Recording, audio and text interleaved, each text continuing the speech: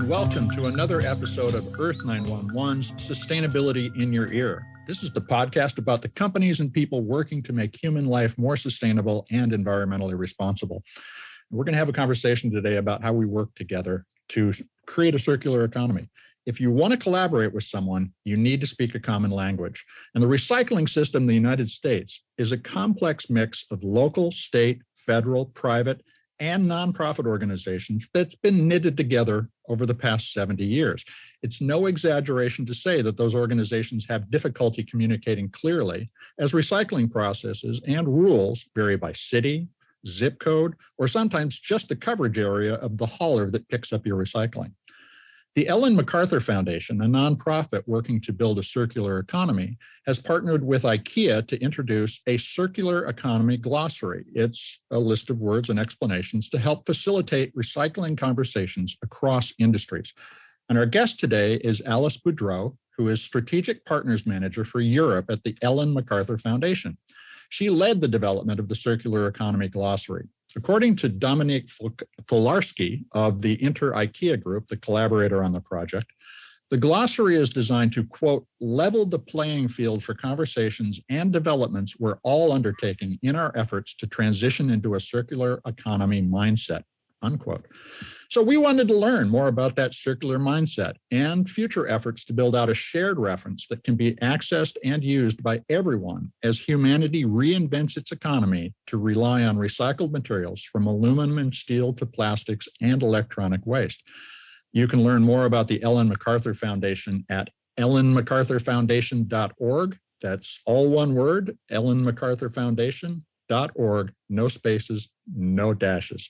Welcome to the show, Alice. How are you today? Great. Thank you for having me. Well, thank you for joining us. First off, can you tell us about the vision of the circular economy that you all at the Ellen Macarthur Foundation are working on, and how are you? Then we can talk about the progress we're making. Sure. So I think at its core, it's important to understand that the circular economy is about three principles, which are about eliminating waste and pollution, circulating products and materials at their highest value, and regenerating nature. That's really the key core principle of the circular economy that's at the foundation we really talk and work towards. And all of these principles are driven by design. So what that means is that it's actually about recognizing that doing less harm is not good enough anymore. It's about actually improving the world we live in. And so it's about creating a real systemic shift. Because in your introduction, you talked a lot about the recycling system in the US, which obviously is a really key component. But recycling is not the whole of the circular economy. Circular economy goes way beyond that. And it's really about creating this systemic change to create and to progress towards realizing a real circular economy vision. Well, I completely agree that it goes far beyond recycling, but one of the challenges of circularity is getting the material back in the first place, and therefore we need an infrastructure that we can all collectively understand and talk about how we can improve. And the Circular Economy Glossary does a good job of summarizing a lot of basic terminology. It covers 25 different terms. Why are the terms that you focused on essential to creating that shared understanding? There's a couple of things that I think I should unpack from your question. So the first one is around the terms we chose to focus on for the glossary of terms. Those terms that we chose are really essential because they are the most essential elements of a circular economy that are quite key for every stakeholder to understand and to be able to collaborate. So because again, if you want to achieve a system shift, we need to create collaboration amongst very different actors. And you talked about it also earlier about how in the US you have this federal, municipal, private, public stakeholders. It's the same in Europe in different ways, but it's similar in Europe. And if you want to create collaboration within all of this organization, you have to be able to speak the same language. And I can see it oftentimes in my work. I work with corporates, mostly in Europe.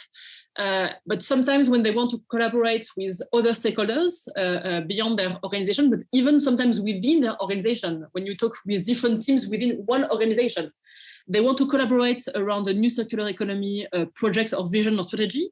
But they realize very quickly that sometimes they use the same word, but they don't actually mean the same thing behind it. And it's difficult to create a vision and a strategy if you don't actually talk about the same thing.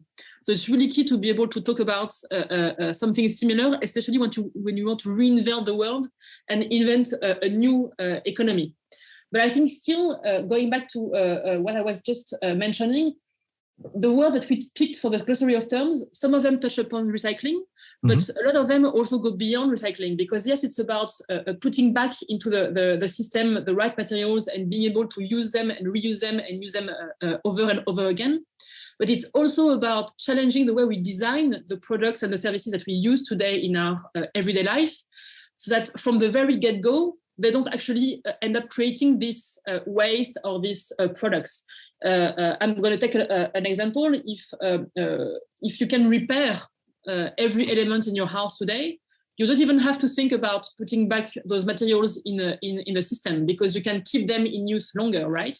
Sure. So I think it's about doing both. It's really about getting into a place where we can all talk about the same thing and collaborate to build a new economy going in the same direction, whether it's about putting back materials into the system or redesigning the system itself and the products that we are using, all of us, in our everyday life. So let's talk about two terms, the most important terms in terms of the contrast you just described. That is circular economy and linear economy. Can you just briefly explain the difference, and what do you think are the most important issues to call out to somebody who's trying to understand where we are today and where we want to go? That's a really good question. So I think the linear economy usually is quite well understood, because it's simply the world we live in today. If you look around you and anybody listening to this podcast, if you look around the product that you have been using today in your life, whether you've just made your lunch or you've had to go to the office and use your car, every product that you have been using today, they've been built for and are used in a linear economy, which is basically an economy which creates on this take, make, waste kind of a process, where we take resources from the ground, we transform them to create products, which we all use. And then when we're done with them, we discard them and they create waste. So it's really simply the system we are all living in. What we want to do right now is we really want to kind of change the way this system operates and question it in a very profound way, to go to a new circular economy where we don't waste any product or material that we are using, but we keep them in usage, we circulate them to keep them in use at their highest value for the longest of time. That's really the main shift between both systems. And I think I often have this kind of discussion with our partners or companies and professionals. That's people I work with mostly in my role at the foundation. And I think the most kind of important realization people go through oftentimes is, well, now it's very difficult these days to not think about the challenges we are facing. I think especially after the 2 years we've all been through, people really understand in a very deep way that the world we live in isn't working properly anymore. And we have to really reconsider things that we thought we took for certain, even just a couple of years ago, right? I think that realization is mostly there. Most people really, at the individual level, recognize it and oftentimes want to be a part of the change, to change the way things are operated. What's difficult oftentimes is finding how to change it. How can we play our parts, whether as individuals or as professionals in our company, as citizens, and so on. And I think this is where the circular economy is really helpful. And I really have very oftentimes constructive, but often even optimistic exchanges around the circular economy with my stakeholders and my partners, because they can really see it and grasp the circular economy as a solution tool, as a framework for them to be able to challenge things around them and search for new solutions. Well, the Ellen Macarthur Foundation does a lot of work with organizations, and I think it's clear that a lot of people, the majority of people, are now aware of both the potential for supply chain disruptions from climate change that we've already experienced due to COVID, for instance, but also the extreme weather that we're seeing all over the world and drought and so forth. In the Western United States, we are already in a critical drought and we are just starting the summer. But when you talk with those organizations, those existing companies who basically depend on extracting and selling more stuff all the time rather than recapturing their material. How entrenched do you find linear thinking still is? And when you do find that entrenched thinking, what do you hold out as the benefit to the business to make the change to a circular approach? Very still, obviously, I think, again, we need to recognize that the linear way of doing things isn't going anywhere fast enough. We really have to kind of step up our game in a way. I just want to kind of mention that you talk about the drought you're going through right now in the US. I think it's interesting, and this is why this problem is really universal, is as you might be able to tell, I'm French, my accent usually gives it away. And we are going through exactly the same thing right now in France. So it's really something that people are recognizing everywhere around the world, with very local issues and local problems coming up. But to go back to the question about how do these companies kind of react and how ready for change they are, I think there's a level of maturity which is different organization by organization, to be very honest. Sure. And I think, again, I see it every day with the people I work with. Obviously, at the foundation, we often work with the most advanced companies, or at least the ones who are really questioning the way they are operating in quite a significant way. I think it's first actually about that. It's about organizations realizing that they are part of the problem as of today, and they very much are. And some of them are very, very happy, at least behind closed doors, to say so and to come to this realization. And then it's about identifying how quickly they can change and how to implement those changes in a very operational way and at scale, if possibly in a quite rapid way, right? But having worked, I have a past as a consultant in my previous life, and many of the companies I work with are not unknown entities. I've worked with them before, or similar companies before. We all know that companies are living things. Companies who are today successful and big corporations, they are where they are today because they changed throughout their company life in a way. You can't have many, companies, big companies are 10, 20, 100 years old. And if they are still existing, it's because they've transformed with the time. So changing for an organization is not something new.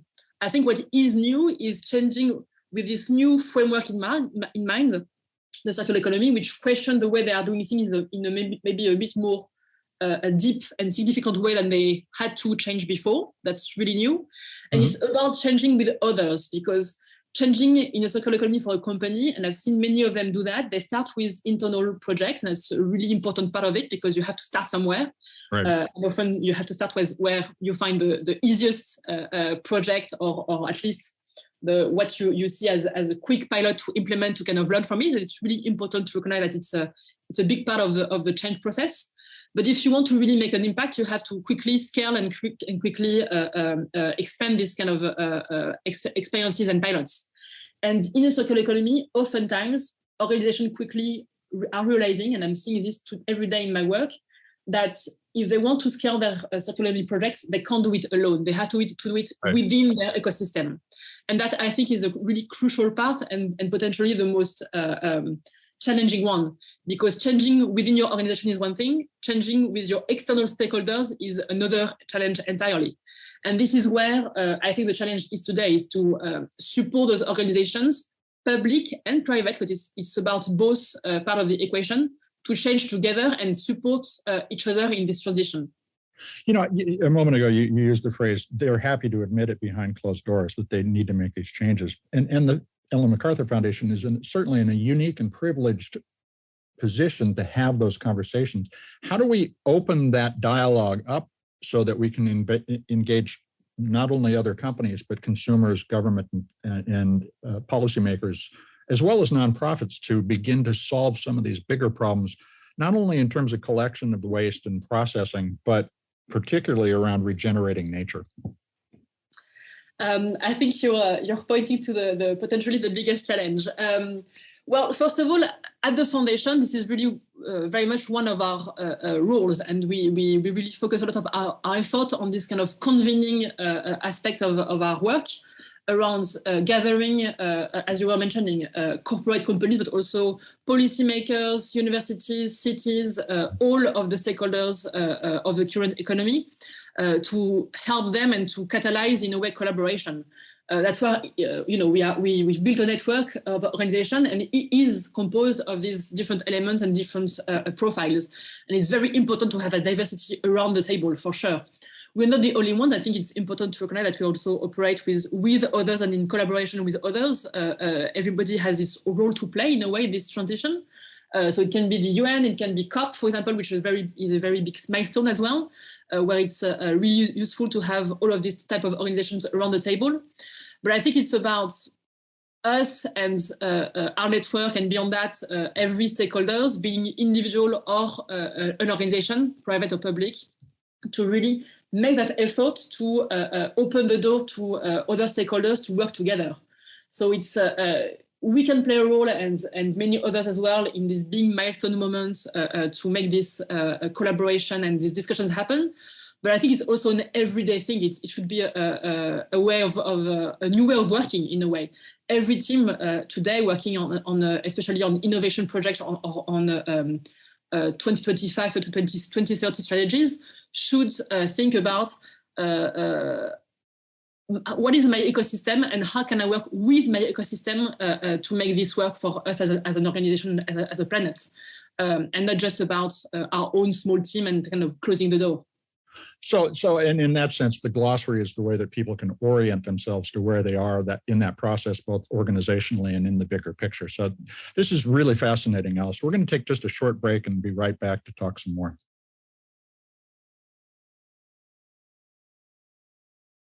We're back to continue the conversation with Alice Bodreau of the Ellen Macarthur Foundation about their Circular Economy Glossary and how the foundation is working to create educational programs that build on those ideas.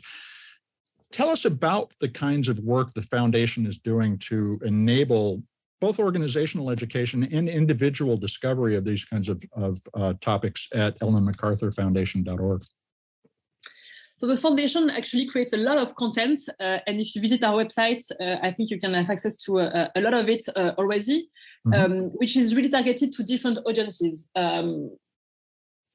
In my role, for example, I work a lot with professionals, so we have very specific resources and courses that are available for our network, for example, which are, again, mostly professionals already established in their working life, who want to train themselves on the circular economy, who want to challenge their day-to-day work, who want to challenge their team. So we have resources for that.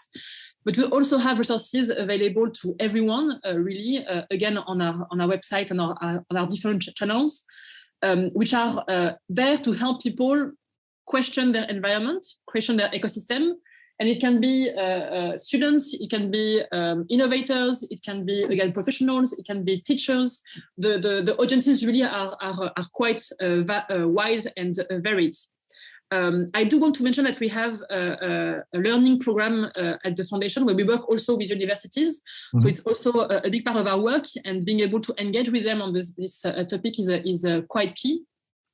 And we also have a program running where we work with, we offer a learning program to young professionals or students, which is called Inside the Circular Economy. So in the coming months, we'll have an Inside the Circular Economy course available, especially for the African continent, because we switch targets regularly. Much needed. Yes, exactly. So it's really great to be able to engage with new stakeholders in Africa and to be able to really propose to them. So it's anyone living, working, or studying in Africa. Content dedicated to them to really take on the circular economy in their own local environment, because that's also quite a key element, right? But beyond this specific course, there's a lot of resources on our website, being video, articles, and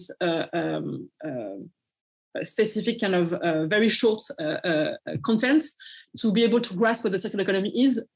Whatever I want to say, whatever your age, whatever your background, in a way, because again, we need all of us for this transformation.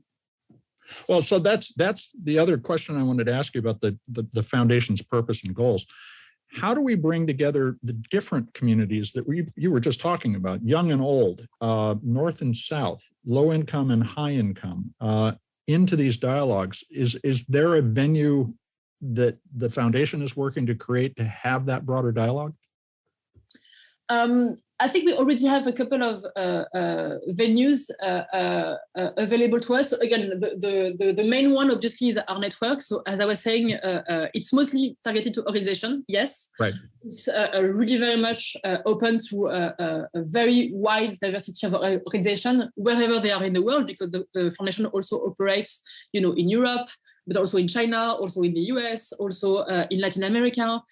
So we have very much a wide, worldwide kind of operation scale in a way. And where we gather organizations from a corporate background, but also from public background, public policy people, universities, and so on, and cities, which are a very key element, I think, of the circular economy transition, because you need to have a good scope of where you can implement the circular economy. So cities are often a very good playground, I would say, to implement circular economy projects. So that's really one of our main venues. And then beyond that, we have specific, oftentimes, learning journeys, which we offer to more younger profiles, to be able to onboard them on this journey and really help them be equipped with the right tools when they are going to, hopefully implement circular economy solutions in their working life, but also beyond that in their everyday life. One example I could showcase, for example, is because we are partnering also with organizations, right? And one of our partners, Philips, has launched a service design challenge with service design students around the world. So it's available to any design student who wants to join as a team this challenge. We've been running this with Philips for 3 years now, and personally, I've been part of the jury for 3 years. And what's really great for this kind of competition, in a way, is we are seeing teams competing from India, from Mexico, from Canada, from the US as well, from France, and a lot of other places in the world, with a similar common goal around implementing the circular economy in their own environments. So obviously solutions are going to change depending on where you're based, depending on which industry you want to tackle, depending on which challenge you want to tackle. But it's a really great venue for challenging and bringing new solutions as a way of challenging the students, but also as a way for the students to challenge us in the jury, us at the foundation, and us, in this case, with Philips, with organizing the challenge. Because oftentimes the solutions that are brought up by students are things that I think a company by itself would never think about, but they really bring a completely outsider perspective, right? And I think that's a quite key element to being able to really disrupt the market and disrupt the ideas of more established organizations. I completely agree that what we need is that form of disruption, that dialogue that interrupts the assumptions that we have all built our businesses on and our society. How does the foundation also get involved to facilitate new solutions? You obviously work with brands like IKEA on the glossary. Are you working with brands to potentially develop circular economy infrastructure in individual markets or in different geographic areas? So we work with our network to do that. So basically, the people who implement the solutions are very much the organization within our network, and they can be, again, big corporates, but also small innovators, because we work, I haven't mentioned it before, but we work a lot with innovators, startups, and the startup ecosystem as well, which is a really key element of bringing change, right? They are the ones who are going to implement those solutions on the ground. What we at the foundation provide is really this thought leadership to really guide them and guide their thinking into the circular economy vision, to make sure we are going into the right direction in a way. And also to bring them the space to be able to, again, collaborate with others to bring the solutions to life. Because, again, if you want to really challenge the system, the way it operates today, and if you want to break this linear system we talked about earlier, to have a new circular economy brought to life, you need to have those innovators and companies and cities working together and not innovating each one in their own little space. And to do that, you have to have this kind of convening space which the foundation provides. One example I can think of right now, which is actually quite from a collection of big companies. But last year, for example, Renault, Solvay, and Veolia, which are part of our network, all created a consortium to create a circular economy for electric vehicles batteries. Right. So that's a really big topic and a really big challenge, especially for the years to come, because hopefully electric vehicles are going to become more and more of the norm.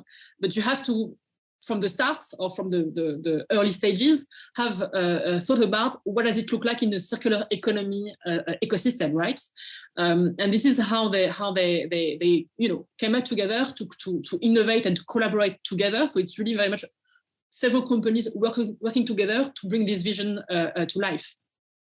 So let me ask how someone with an idea can get in touch with the foundation. I notice you don't have individual memberships. So should they begin by joining the Ellen Macarthur community as a business, startup, or city government, and then reach out? What's the process for becoming a part of this conversation? Yes, exactly. So you can, mostly as an organization. So you can apply on our website to join the network. And again, whatever your profile and whatever your organization's background, we really need to have a diversity of organizations joining the discussion. We do target organizations more than individuals, because the way we work is we work with professionals to bring the solutions to the community, right, thinking that it's the part of the ecosystem, which usually are organizations who need to change to bring solutions to citizens, consumers, and so on, rather than the other way around. So that's why we work with organizations first, in a way.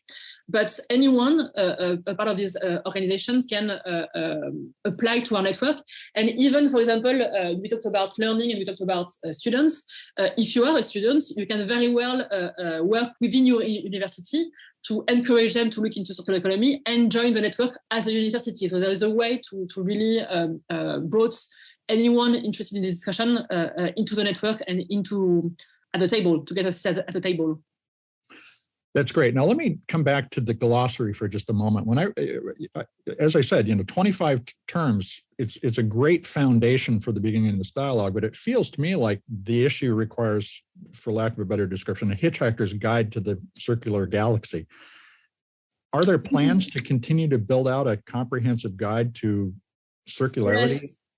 So this is just a start, right? Obviously, this is meant to be a living tool, which we will add to over time, which is often the same for a lot of our resources, because it's one resource, which is, again, a living tool and aimed to be added to over the months and years. But it's also a tool which exists on our website amongst a collection of tools to help people get on their journey and get started with their circular economy thinking. If you go to the Ellen Macarthur Foundation website, you can find a series of resources. For example, if you're working on plastic, in plastic packaging especially, you have a series of resources to help you rethink your packaging and think about your packaging with a circular economy vision. Similarly, if you work in fashion, you have a lot of very tangible tools about how to rethink your operation and the clothes you are potentially producing in a circular way. So I think it's important to think about the glossary as this is a starting point, because we need to again at the very start of this change, we need to make sure that we all speak the same language, to make sure that we all go into the same direction, towards the same direction. But it's one tool amongst many others to help you as an individual really understand what the circular economy is, what it could mean for you in your own everyday life and in your role, whether you are a student, whether you are professionals, and so on. And then you have a series of resources to be able to implement the circular economy in practice in your own role, especially in your working or learning environment. And how can our listeners follow along with what you're doing? Is there a newsletter they can sign up for? You can visit the website and subscribe to our newsletter, which is available on the website. You can follow us on social media, because we also post quite a lot. And I think it's also a big part of being able to follow along this revolution. There's often new solutions happening, daily, weekly, and so on.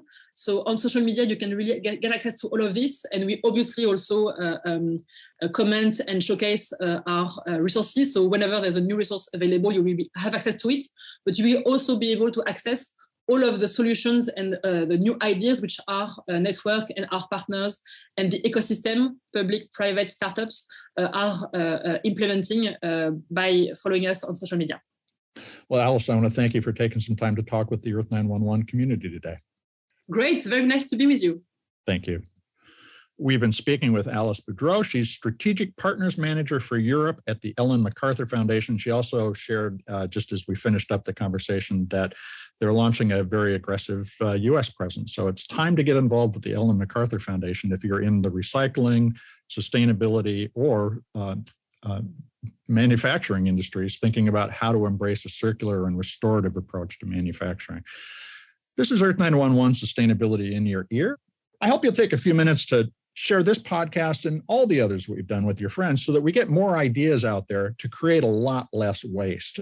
Everything we talked about with Alice and what the Ellen Macarthur Foundation is aiming at are aspirational goals that we talk a lot about, but we need to really make progress on, and as fast as possible. We must cut our global emissions, greenhouse gas emissions, by 50% before 2030 in order to avoid catastrophic global climate change. And that is not going to be easy. In fact, we're probably going to miss it, folks, but we can still make this progress. We shouldn't give up. Now is the time to double down and get there even faster. Humanity can win this cliffhanger moment, but we have to take action.